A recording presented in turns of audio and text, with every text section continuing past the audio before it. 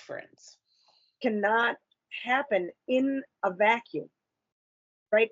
So, and that's true for good marriages or for bad marriages. They don't just erupt spontaneously. They are either supported by a culture or they are undermined by it. And when you were pointing out that whole concept of the Mary Tyler Moore show and how ridiculously people in quote unquote good marriages were treated as jejune naives and oh, they're just silly and fluffy, and only the real concentrated people understood that this is a ridiculous institution and it's time to walk away and turn our back on it, right? I mean, that that creation of that culture as an image became the lived reality for very, very many people. It sure And so did. it undermined them. It sure did.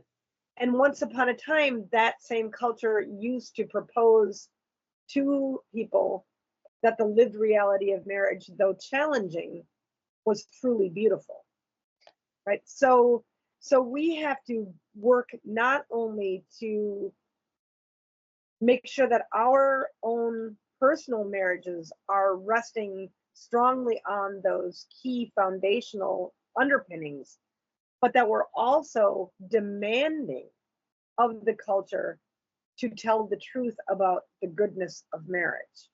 And that's hard because, we when you're living a real marriage, right, when you're living that, you're concentrated on the particular, not the aggregate. And the people who are willing to undermine marriage do not have the same home life responsibilities. And so, it's almost like they're more capable of being the termites. We're the ants, they're the termites, right? We're doing the work, they're undermining us. So somehow in that, and I actually think that this is where women, this is a really important place for women who have raised their children and now are kind of in that second stage career where we really have a place in society to be more proactive. Like I look at the things that you're doing, right? To be more proactive and to make demands on the society for the people who are younger than us, who are doing the minutia of the work of raising the children in the particular. Those of us who are sort of moving out of that from that part of our lives need to be aware of the fact of what a great response. Like I think of Priscilla, right, in the scriptures, right, where she had done her part, and then now that she was a well-established woman, she actually had some standing and cash, right, to spread the gospel, right? Cash And is I think good. right, Yeah. but I mean, but it's true. Like that's when she had that gravitas and the freedom to be able to do that. So we have to work really hard to make sure that marriage is no longer being undermined by people who have no real it's an odd thing because when you think that somebody says any marriage is the same, any type of family can produce the same results, only a crazy person would say that, right? I mean, it's so unprovable. But like you said, we're dealing in the world right now not only with kind of that demise of the family, but a rise of a superstitious scientism, right? Where they say it, they these are the people who thought they could sing a new church into being, right? So they're the same people who think they can sing a new family into being, that simply by proposing it, they make it into a reality as though they are their own little mini gods. But that's not true. Only God can speak and something can be created. We have to build something through industry and hard work and commitment and love and all of those other things, the constructive conversation, the positive attention, the 5 kind words for every one harsh one, the acts of forgiveness that are myriad in these successful marriages, right? Those are challenging.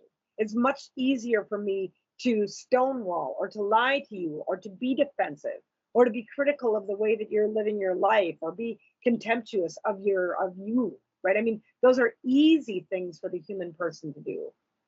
So we have our work cut out for us because they've been working to undermine marriage for so long. And I think the only thing that we have going for us is that they are starting to find themselves that they built their own lives on houses of cards, right? Jeff Bezos and his wife built their quote unquote empires during the 25 years that they were married, right? So 20 years of their marriage was invested together for a common goal. And then, I don't know, who knows what it was that came in to enter that situation. But there you are at 25 years suddenly, when you should be looking forward to spending time with your grandchildren. You get a divorce and he's got a hottie on his arm, and I don't know what you're doing, right? Or the same thing true with Gates and Melinda Gates, right? Bill Gates and Melinda Gates. In their young marriage, they thought that they could stand on these little pillars, work together. They built this incredible thing together. And then again, at 25 or 30 years of marriage, they call it in, right? So the elites that were living those lives of marriage so concretely for so many years are now, their children are going to suffer the consequences of, I mean, I'm sorry, it doesn't matter if your parents divorced when you're 5 or your parents divorced when you're 25. As a child, that's a gaping flesh wound. And anybody who tells me that children are flexible and malleable, and that they can handle all kinds of this change, it's not true. So I think we're about to see a very big crash among the elite and a rising up among the people who are considered the ignorant masses, who are going to reject what they've been given, and they're just going to go back to living normal lives again. I think we're at that tipping point. Very good. Let's hope. Let's hope, right? Yes, I think so. And I think as we continue on here, we may see some indications of that. Till the next time, Fides, Adratio.